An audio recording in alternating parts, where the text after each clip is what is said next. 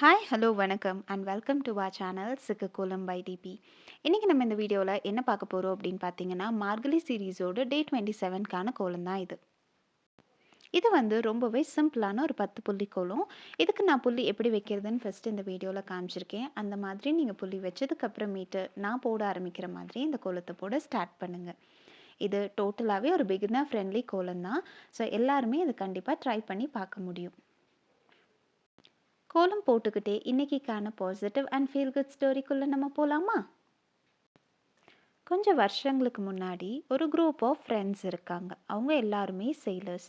So எல்லாருமே கப்பலோட்டிகள் அப்படின்றனால என்ன பிளான் பண்ணாங்க அப்படின்னு பார்த்தீங்கன்னா, நம்ம வந்து ஒரு லாங் ட்ரிப் பிளான் பண்ணலாம் அப்படின்னு சொல்லி டிசைட் பண்ணுறாங்க.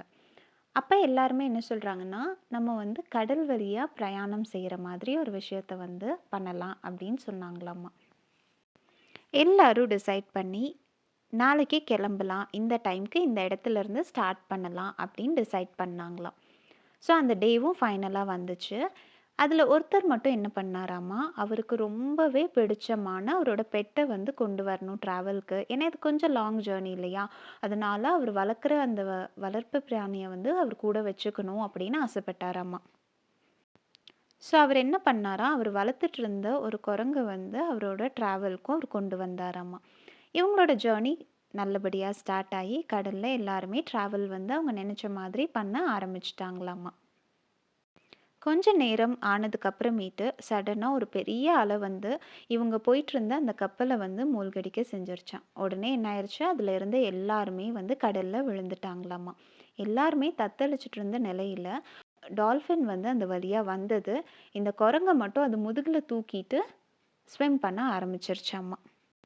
இப்படி ஸ்விம் பண்ணி பக்கத்தில் இருந்த கரையில் அந்த குரங்கை கொண்டு வந்து சேர்த்துருச்சான்.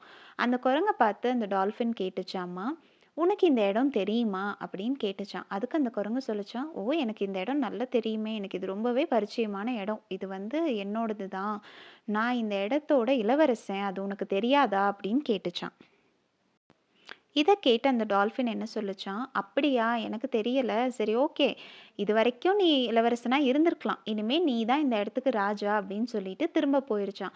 உனக்கு எப்படி தெரியும் அப்படின்னு கேட்கும்போது அந்த டால்ஃபின் எந்த பதிலுமே சொல்லாமல் போயிருச்சான். பிகாஸ் அந்த டால்ஃபினுக்கு தெரியுமா, அந்த ஐலண்டில் வந்து எந்த உயிரினமுமே இல்லை, இந்த குரங்கு தான் அது கொண்டு போய் ஃபஸ்ட்டு விட்டுருக்கு, அது இறக்கி விட்டுட்டு பேசலாம் அப்படின்னு நினைக்கும் போது அந்த குரங்கு சொன்ன பொய்யை கேட்டு இது டென்ஷன் ஆகி என்ன பண்ணிருச்சாமா, அந்த குரங்கு என்னமோ பண்ணிட்டு போட்டோம் அப்படின்னு சொல்லி திரும்ப போயிடுச்சான்.